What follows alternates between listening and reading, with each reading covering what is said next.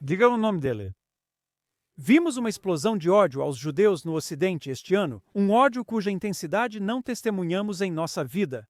Eu, pessoalmente, acredito que isso, na verdade, é uma bênção, muito parecido com o que foi o 7 de outubro.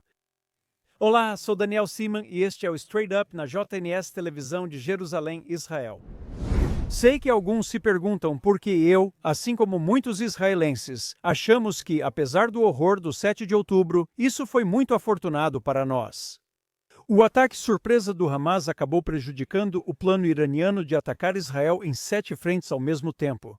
Ao fazer isso, o Hamas permitiu que Israel se reorganizasse e movesse suas forças lentamente, para então desmantelar sistematicamente os elementos que buscavam nos aniquilar. O mesmo ocorre com o ódio contra nós, judeus, atualmente. É um lembrete brutal e necessário para aqueles entre nós que se acomodaram, que esqueceram o passado, como os tolos judeus de Hollywood desfilando no Emmy, se deleitando com os aplausos por condenar Israel enquanto ignoram a história que arde atrás deles. Eles, como muitos judeus, sempre mencionam o Holocausto como um momento definidor, especialmente quando o mundo marca o evento e realiza cerimônias em memória. Não é tão gentil da parte do mundo fazer isso? Um gesto tão importante para homenagear os judeus. Infelizmente, muito poucos mencionam os judeus que foram libertados dos horrores dos campos de concentração ao final da Segunda Guerra Mundial. E eles tentaram voltar para o que achavam ser suas casas na Polônia e em outros países do leste europeu. Quantos deles foram massacrados por seus antigos vizinhos? Só de entender que semanas após o Holocausto, judeus ainda sofriam pogroms assassinos, como anos antes da Segunda Guerra Mundial. Muitos dos sobreviventes realmente não tinham para onde ir. Eles buscaram refúgio nos campos dos aliados, muitas vezes nas mesmas instalações onde foram presos e viram seus entes queridos torturados e mortos pelos nazistas. Enquanto isso, os britânicos permitiam a entrada de milhares de imigrantes árabes em Eretz Israel, vindos de países que apoiaram Hitler, mas barravam violentamente refugiados judeus. Eles recusaram a entrada de judeus vítimas de pogroms ocorridos em países árabes, como Iraque e Líbia, nesses anos. Sobreviventes do Holocausto buscando refúgio em Israel foram trancados em campos cercados por arame farpado em Chipre. As nações que hoje destacam sua diversidade ao acolher milhões de imigrantes muçulmanos e recompensam terroristas com um Estado, um dia negaram ajuda aos judeus que fugiam dos nazistas, condenando-os à morte. Nós, os judeus, sempre estivemos sujeitos aos caprichos deles. Eles só se importavam conosco quando isso servia para suas cerimônias autoindulgentes. Bajulá-los só convida ao desprezo. Eu prefiro enfrentar boicotes da União Europeia, ameaças nucleares do castrado espanhol, o ostracismo do Festival Europeu da Canção Perversa e condenações da Liga Árabe a suportar outra homenagem vazia aos nossos filhos assassinados. Eles sempre tiveram um problema com judeus, às vezes inventado, às vezes uma projeção de suas próprias perversões.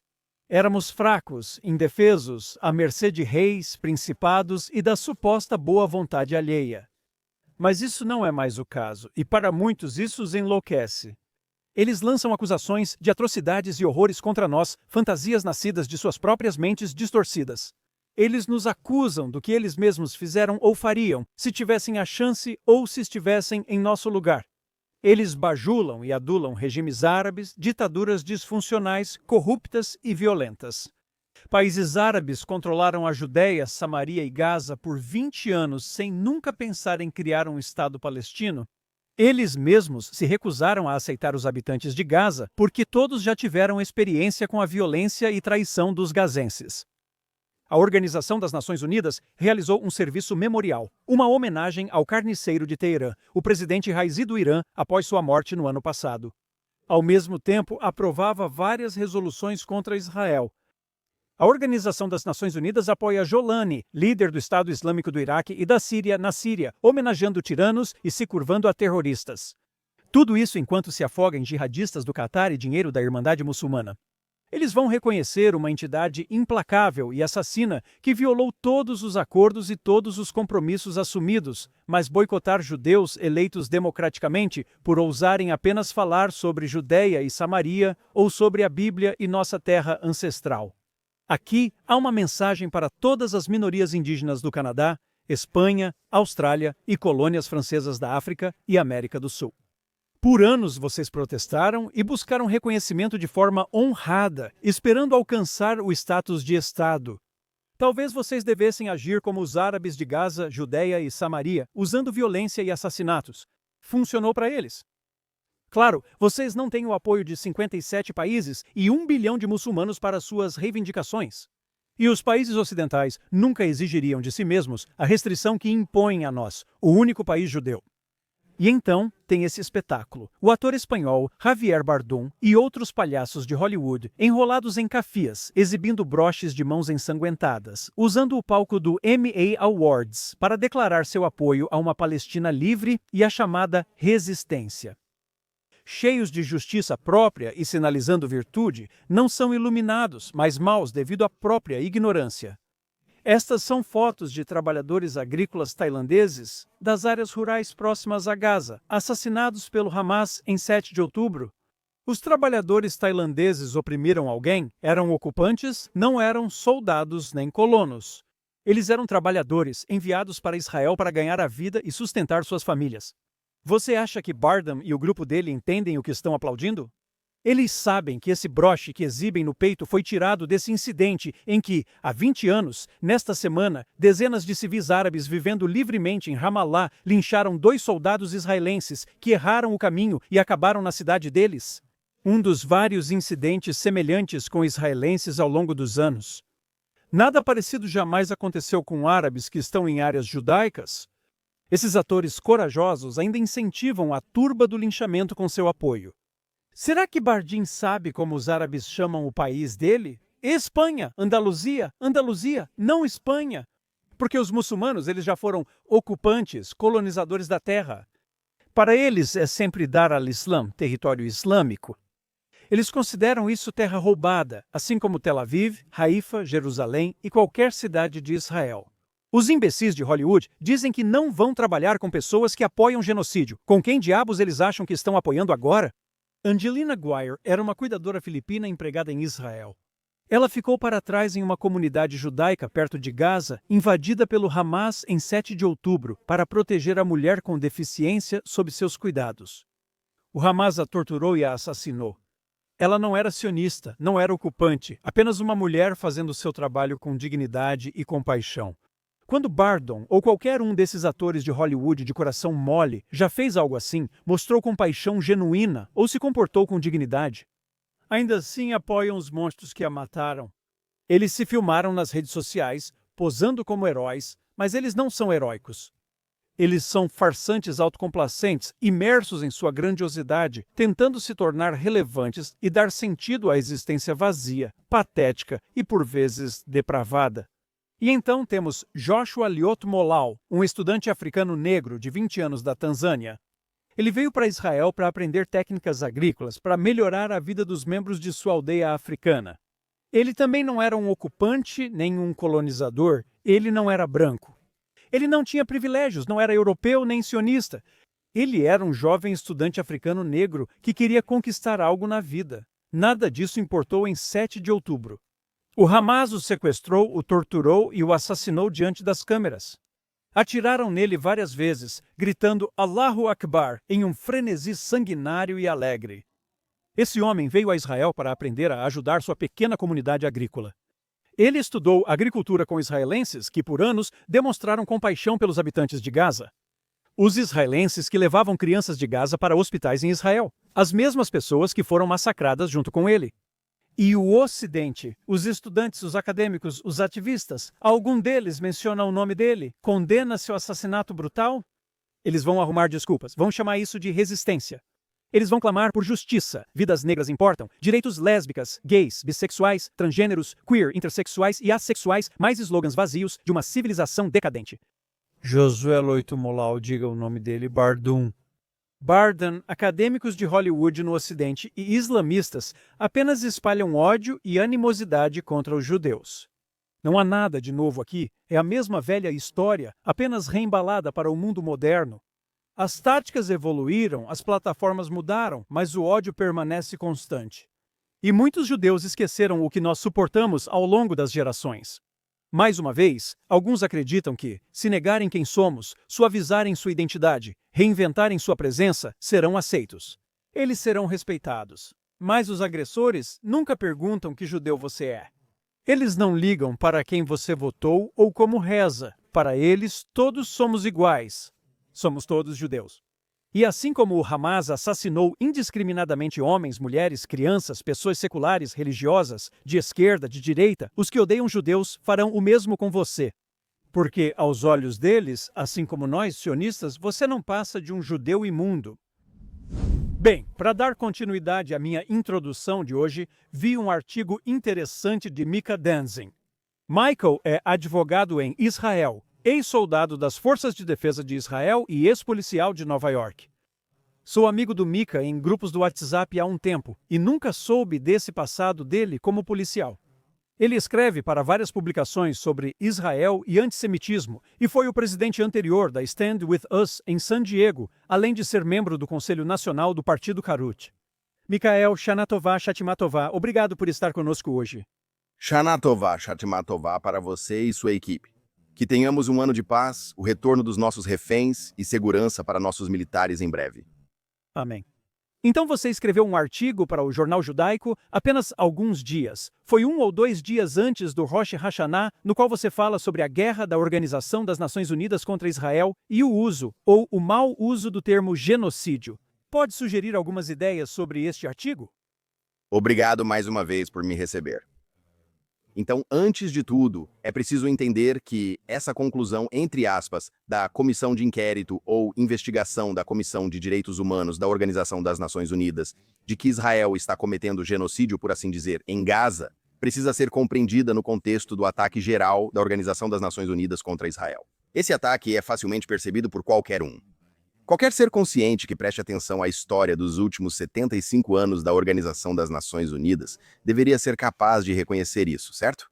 Isso, você sabe, remete ao famoso ditado do nosso primeiro embaixador na Organização das Nações Unidas, Abba Eban, que dizia que se a Argélia apresentasse uma resolução na Assembleia Geral da Organização das Nações Unidas de que se dissessem que a Terra é plana e Israel a achatou, isso seria aprovado por 159 votos a 6, com talvez 10 abstenções. Essa era a piada dele. Por trás da piada havia muito significado.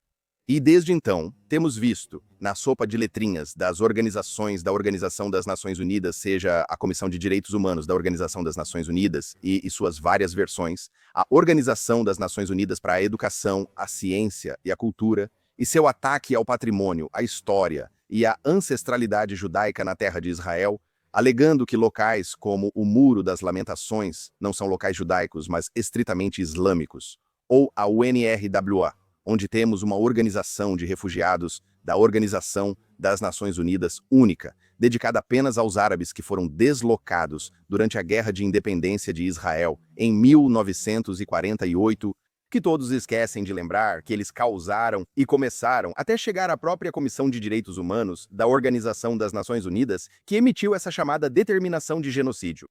A principal agenda da Organização das Nações Unidas e de todas essas organizações tem sido atacar um país, e esse país é Israel, de tal forma que as condenações a Israel, seja na Assembleia Geral ou na Comissão de Direitos Humanos da Organização das Nações Unidas, igualam as condenações de todos os outros países do mundo inteiro, certo? Então, um país com cerca de 0,01% da população mundial responde por mais da metade das condenações e do foco de atenção, você sabe, que a Organização das Nações Unidas deveria ter para 210 estados ou países. E o meu ponto no meu artigo não é apenas abordar isso, e podemos analisar ponto por ponto porque chamar isso de genocídio é absurdo. Começando, antes de tudo, pelo fato de que este é o primeiro, entre aspas, genocídio da história, em que a parte que supostamente é vítima do genocídio controla quando a ação para, certo? Os judeus não havia nada imposto aos judeus durante a Segunda Guerra Mundial, quando o Holocausto estava acontecendo, que lhes permitisse parar seu próprio massacre, seu próprio genocídio, certo? Não houve condições impostas. Os nazistas não disseram aos judeus, se fizerem X e Z, as mortes param. Quando os armênios estavam sendo vítimas de genocídio pelos turcos durante a Primeira Guerra Mundial, novamente, o Império Otomano não impôs aos armênios nenhuma condição como libertar certo número de reféns, fazer X, Y e Z, entregar suas armas, e as mortes param, certo? Em Ruanda, nos horríveis 100 dias de genocídio dos Tutsis pelos Hutus em Ruanda, durante a loucura frenética de assassinatos que acontecia lá, onde cerca de 700 mil Tutsis foram mortos, os Hutus não ofereceram nenhuma informação aos Tutsis sobre o que eles poderiam fazer além de morrer. Todas essas organizações ou todos esses povos estavam impotentes de certa forma, porque não tinham como impedir ou parar isso. O que você disse é preciso. Se o Hamas libertasse nossos reféns, era só isso que precisavam fazer nesses 2 anos. E nós iríamos bem, haveria pressão dentro de Israel para que parássemos o ataque. Nós, antes de tudo, isso é muito verdade, mas deixamos isso muito claro. Existem 2 condições, certo? Nós, Israel, deixamos isso muito claro desde o dia em que essa guerra começou. Existem 2 condições para acabar com essa guerra. Uma é o Hamas se desarmar e declarar que não tem mais controle da faixa de Gaza e não tem mais a capacidade de usar a faixa de Gaza como base para ataques contra Israel. E a segunda, libertar os reféns. Essas ações estão totalmente sob o controle do Hamas, totalmente sob o controle do órgão governante da faixa de Gaza. Eles sempre tiveram o poder de encerrar a ação e os combates, certo? Posso acrescentar, me desculpe por interromper, posso acrescentar outro ponto a isso. Em qualquer um dos genocídios reais no mundo, a população que estava sendo assassinada e sofrendo genocídio não foi quem iniciou um ataque contra o outro lado.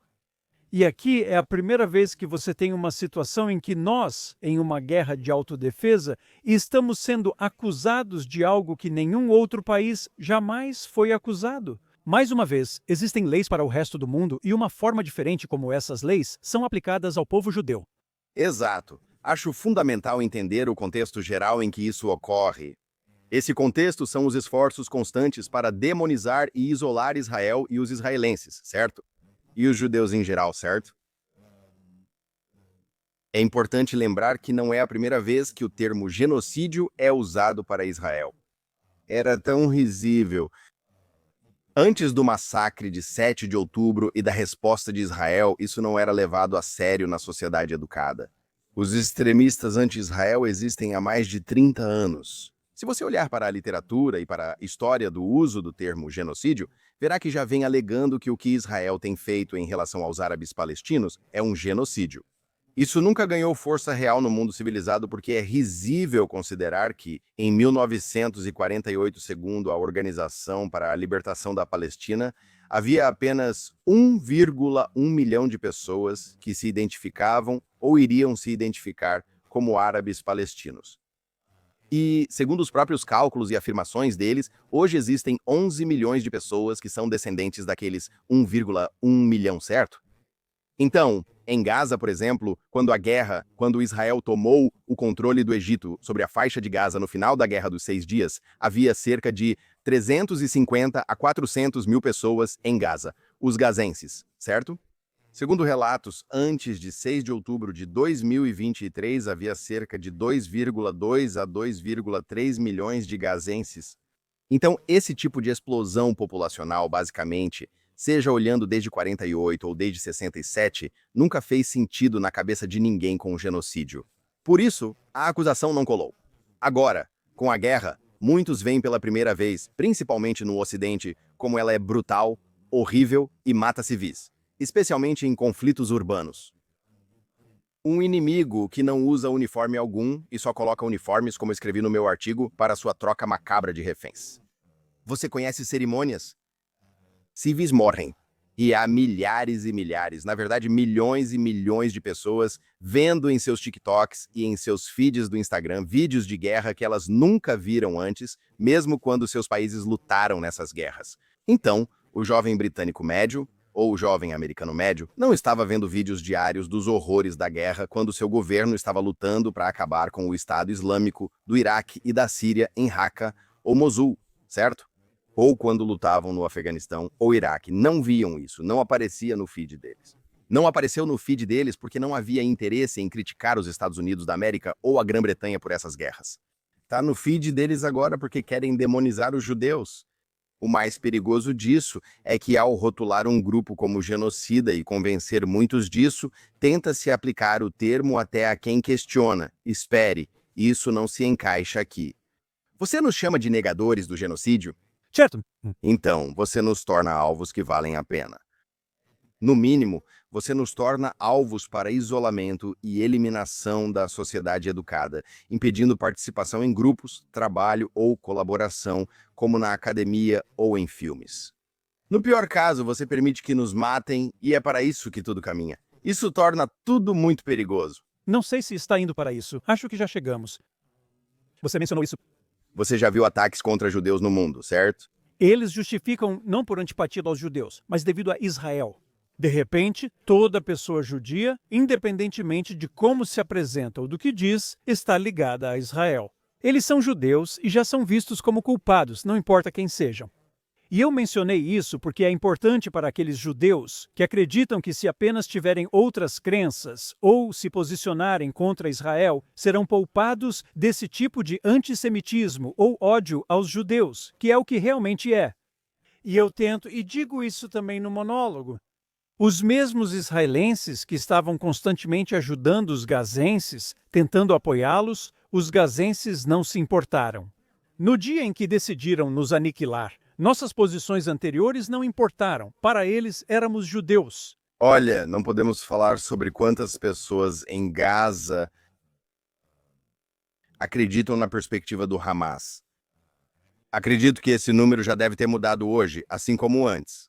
Em 6 de outubro de 2023, assim como o número de pessoas em dezembro de 1941 que acreditavam na visão do Japão imperial para o mundo, provavelmente era muito diferente do número de pessoas no final de 1944 no Japão que acreditavam nessa visão depois que o Japão, Tóquio e tantas outras cidades japonesas sofreram tanto. O povo japonês, como um coletivo, estava sofrendo terrivelmente pelas escolhas que seu governo fez naquela guerra. Mas isso não muda o fato de que existe uma grande porcentagem, não sabemos exatamente qual, de habitantes de Gaza que acreditam no que o Hamas acredita, e eles continuam acreditando nisso até hoje. E nós temos que, seria francamente suicida da nossa parte, agir como se esse ódio, essa animosidade e esse desejo de assassinato em massa não existissem do outro lado daquela fronteira. Seria como se os Estados Unidos da América, na Segunda Guerra Mundial, ignorassem os motivos das ações do Japão imperial, certo? Ninguém espera isso de nenhum país. Não entendo por que esperariam que Israel fizesse de novo, a menos que haja dois pesos e duas medidas. Mas eu acho que essa questão de genocídio, ela precisa ser vista no contexto de uma calúnia de sangue, certo? E tem que ser, e não importa. Vocês não podem dizer para nós, como judeus que entendem nossa história, que mas vocês só estão enfiando a cabeça na areia. Você não percebe quantas pessoas te acusam e acreditam nisso? Sabe, isso é como me dizer, como judeu na Inglaterra medieval, no século XII, que só porque uma vila inteira acreditava que o meu povo gostava de usar o sangue de criancinhas para fazer nosso matzá ou nossos doces de purim, isso deveria ser verdade. Sabe, não, eu sei que a gente nem usa sangue de animal na nossa comida porque não é kosher. Agora você está me dizendo que usamos sangue humano e quer que eu acredite nisso só porque um grande grupo de pessoas comprou essa besteira? Não. E você pode me chamar de negador de genocídio o quanto quiser. Você pode me criticar pelas minhas opiniões, mas vou apresentar os fatos, que já estão relatados. Por isso escrevi aquele artigo, pois quero expor os fatos. E essa Organização das Nações Unidas, você sabe, a comissão de inquérito da Organização das Nações Unidas do começo ao fim foi falha, corrupta e sem fundamento. E é importante realmente entender isso. E eu fico feliz em discutir todos esses pontos com você, mas é realmente importante que as pessoas entendam isso. E o maior dano que isso pode causar, e obviamente como judeu, como israelense, eu me preocupo em primeiro lugar com o dano que isso causa a mim e ao meu povo. Pode ser a capacidade das pessoas de se defenderem. Mas, sinceramente, como cidadão do mundo e advogado, me preocupo que o rebaixamento e, francamente, a aniquilação do bom senso na definição de genocídio dada pela Comissão de Direitos Humanos da Organização das Nações Unidas representem um perigo para o mundo. É um perigo, torna impossível realmente determinar o que é um genocídio, processar genocídios e Também é preciso entender o que é uma guerra defensiva e suas regras, certo? Não podemos manter as regras internacionais de conduta a menos que saibamos quais são. E se você vai dizer para países como Israel que isso é apenas um alvo móvel que não tem relevância, então por que alguém iria obedecer a isso? Com certeza. É por isso que existem o devido processo legal e as leis, para que as pessoas saibam quais regras seguir e permaneçam do lado certo da lei. E quando são acusadas de violar a lei, elas precisam ter confiança de que haverá um tribunal de verdade, não um tribunal de fachada, para julgar se a lei foi realmente violada. Tudo ligado a Israel e a acusação de genocídio perde o sentido. Exatamente. Tudo isso enfraquece o conceito das Nações Unidas após a Segunda Guerra Mundial, que era tornar o mundo melhor. E em vez de exigir que os países que queriam ser membros disso seguissem certos valores que o Ocidente defende, e depois da Segunda Guerra Mundial, vimos como esses valores são importantes. O Ocidente meio que cedeu. Hoje, a maioria dos países não compartilha valores ocidentais nem defende seus princípios. Nem mesmo da guerra moderna. Eles apoiam o Hamas, que conta automaticamente com o apoio de 57 países muçulmanos em qualquer ação. E ao invés do Ocidente enfrentá-los, chegamos a um ponto agora em que eles estão cedendo a eles. A União Europeia acredita que, de alguma forma, conseguirá pacificá-los ao lhes dar, devido ao ataque deles a Israel e ao reconhecimento do Estado. É como se não tivéssemos aprendido nada com a história. Nada mudou. Sim, olha, na Organização das Nações Unidas o que importa é a aritmética, não os fatos, não a moralidade, muito menos o direito internacional, com certeza. E essa aritmética é, você sabe, a coalizão dos Estados Islâmicos e seus parceiros em ditaduras ao redor do mundo, certo? Os países democráticos são uma minoria esmagadora na Organização das Nações Unidas. Eles são uma minoria esmagadora de longe nessas organizações da Organização das Nações Unidas, como o Júnior, como o Alto Comissariado das Nações Unidas para Refugiados, como a Comissão de Direitos Humanos da Organização das Nações Unidas. Então, tudo o que eles querem aprovar em relação a Israel, eles aprovam. E isso diz respeito a esse decreto de genocídio que eles emitiram. Esse é um órgão político. A Comissão de Direitos Humanos da Organização das Nações Unidas e sua comissão de inquérito são órgãos políticos, não tribunais, e não seguem regras de evidência. A Organização das Nações Unidas só tem a Corte Internacional de Justiça como tribunal, que não decidiu nada, diferente do que dizem vídeos do TikTok e postagens no Instagram. Ela nunca decidiu que houve um genocídio ou sequer que há potencial para genocídio em Gaza. Ela decidiu que a África do Sul tinha um caso plausível para que pudesse apresentar uma reivindicação como essa em nome do Hamas, basicamente. O caso da África do Sul não era plausível, mas era plausível que tivesse direito de apresentá-lo. Ou seja, a Corte Internacional de Justiça apenas decidiu que a África do Sul tem legitimidade para isso. E de novo, tribunais, especialmente tribunais que julgam leis internacionais como essa, nunca vão fornecer aquela decisão rápida e sensacionalista que os jornalistas tanto querem, certo? Porque eles levam tempo e fazem isso quando a poeira já baixou e pode haver uma investigação de verdade. O que essa comissão da Organização das Nações Unidas fez, e depois o que todos esses veículos de mídia, como The Guardian, The New York Times e até Bernie Sanders aproveitaram para manchetes e cliques, foi que eles pegaram, em primeiro lugar, um grupo muito tendencioso. Quero dizer, literalmente você sabe, Navi Pillay e seu grupo. Cada uma dessas pessoas tem uma longa lista, sabe, maior que o meu braço, de credenciais mostrando que são anti-Israel, certo? Verdadeiros odiadores de Israel, convictos. Seria como se Donald Trump, agora mesmo, vou colocar isso do lado progressista, para que um público mais à esquerda possa entender o quão ridículo isso seria. Seria como se Donald Trump decidisse montar uma comissão de inquérito sobre os perigos das mudanças climáticas e então preenchesse toda a comissão com pessoas que disseram que a mudança climática é uma farsa, certo? E que não há problema com a mudança climática. E então, dias depois, publicaram um relatório de 72 páginas dizendo: não se preocupem, não há mudança climática, podemos usar combustíveis fósseis sem problemas. Ninguém acreditaria. Só a ideia já é ridícula. Mas foi exatamente isso que a Organização das Nações Unidas fez com esse relatório sobre genocídio. Eles literalmente preencheram toda a comissão com pessoas que já declararam odiar Israel. Alguns deles já declararam abertamente nem sequer tentar esconder o antissemitismo. Você sabe, um dos principais autores. Na equipe do Poulet, Hasn't Built já declarou publicamente sobre o lobby judaico e o controle do lobby judaico sobre a mídia e sobre os Estados Unidos. E outro disse que os judeus... Quem, antes de 2023, disse que os judeus espalham acusações de antissemitismo como se fosse arroz em casamento, minimizando os verdadeiros problemas do antissemitismo. Você sabe, né, no mundo todo, quanto mais aqui na nossa região. Então essa comissão, sabe, já começou com as cartas marcadas. Mas além disso, todo o processo deles foi falacioso, certo? Todo o processo deles não resiste a uma análise realmente credível. Eles selecionam a dedo algumas citações do Netanyahu, do Galante e de mais algumas pessoas, incluindo o Herzog, sabe? O Herzog.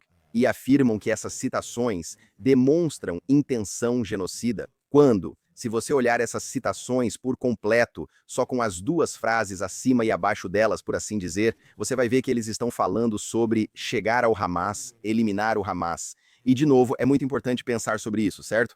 Hamas, essas citações foram feitas logo após o 7 de outubro, logo após uma janela de 10 horas em que o Hamas matou 1.200 israelenses. Então, o Hamas teve, basicamente por 10 horas, o nível de controle militar da faixa de Gaza que Israel tem hoje em cerca de 80% de Gaza, certo?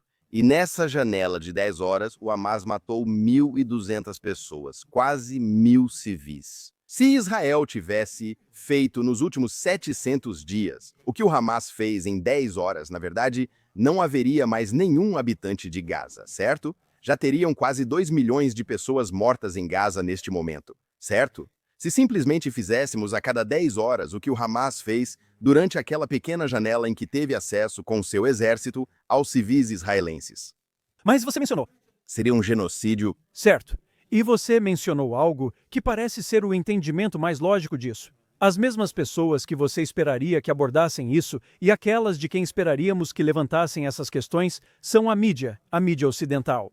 Eles deveriam ser o quarto poder, deveriam ser aqueles que defendem esses princípios por todos nós, mas caíram nisso, seguem junto, espalham e continuam ecoando o que o sentimento anti-Israel e o ódio aos judeus que está sendo propagado por essas organizações. E eles tratam essas organizações como se fossem algum tipo de entidade confiável, ignorando tudo, assim como ignoram o fato de que o Hamas é genocida, que eles pedem o extermínio do Estado de Israel, que a Organização para a Libertação da Palestina pede o extermínio e que o Estado de Israel não existiria. Eles falam em 2 estados, mas não querem que haja um Estado judeu, querem um Estado árabe e depois um Estado de todos os seus cidadãos. E, sistematicamente, a mídia ignora esse tipo de coisa e apenas ecoa o ódio lançado contra o Estado de Israel, violando assim o seu papel na sociedade ocidental.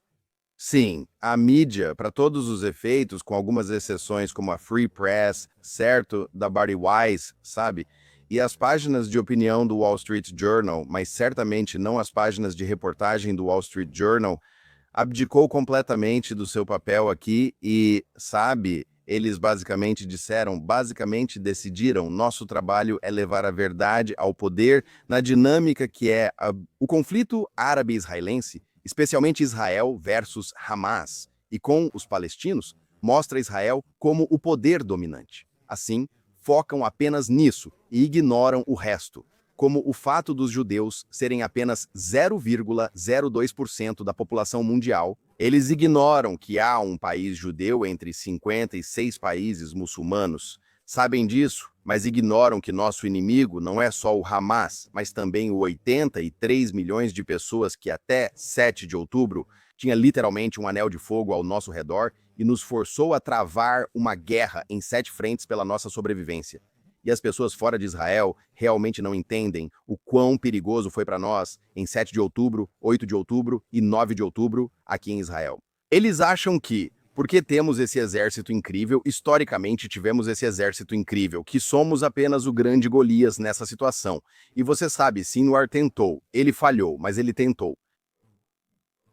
Incitar, em 7 de outubro, uma guerra regional onde fomos imediatamente atacados totalmente pelo Hezbollah, pelo Irã, pelas milícias xiitas no Iraque, pelos Houthis, e se todos eles tivessem entrado juntos naquele momento, eu não sei se você e eu estaríamos sentados aqui, você no seu estúdio. Eu na minha casa em Jerusalém, eu e meu aluno, eu na minha casa em Tel Aviv, eu não sei se estaríamos sentados aqui agora. Estávamos em um risco muito sério de perder e perder feio naquele momento. Não aconteceu graças a Hashem, mas não é porque nossos inimigos não querem nos eliminar e não é porque nossos inimigos não têm capacidade para nos eliminar, se eles fossem mais organizados e melhor planejados. É por causa de muitas coisas, inclusive, francamente, eu acho que alguma intervenção divina, que nós só fomos submetidos ao massacre que sofremos em 7 e 8 de outubro, e que repelimos os invasores do Hamas até 9 e 10 de outubro.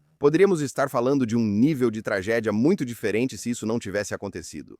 Mika, eu poderia ter resumido. Minha declaração de abertura no programa de hoje é justamente o ponto que você acabou de fazer. Então, podemos encerrar por aqui. Mika Denzin, advogado, muito obrigado por estar conosco hoje. Certamente vamos procurá-lo no futuro, pois as questões não terminarão com o fim da guerra. Israel ainda terá muito a enfrentar. Como sempre, obrigado por estar conosco e por sua participação. Vocês têm tempos interessantes e obrigado por me receberem. Obrigado por estarem no Straight Up, Shanatuva a todos e até semana que vem.